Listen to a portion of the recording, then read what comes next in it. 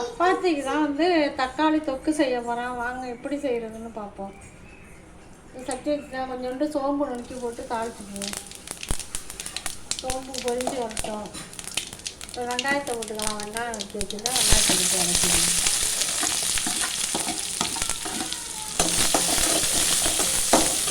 வெங்காயம் கொஞ்சம் நல்லா வதங்கி வரட்டும். தக்காளியும் சேர்த்துக்கலாங்க. தக்காளியும் அதோடய சேர்த்து தக்காளியும் சேர்த்து வதக்கிடுவோம்.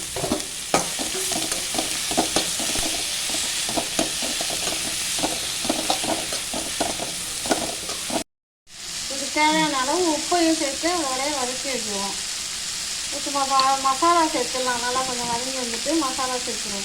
இது எல்லாமே கலந்த மிளகாத்தூள் தான். குழம்பு பொம்பளையா அந்த மிளகாத்தூள் அதை கொஞ்சம் போட்டுருக்கேன். ஒரு 1/2 ஸ்பூன் அளவு போட்டிருக்கேன்.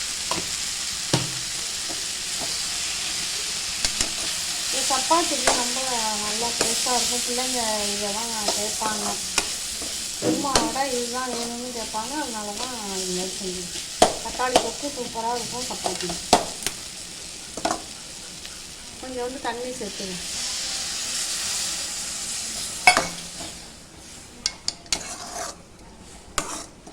இது நல்லா கொஞ்சம் நல்லா வெந்து சுருண்டு வரட்டும். அதுக்கப்புறம் நம்ம இறக்கிடுவோம்.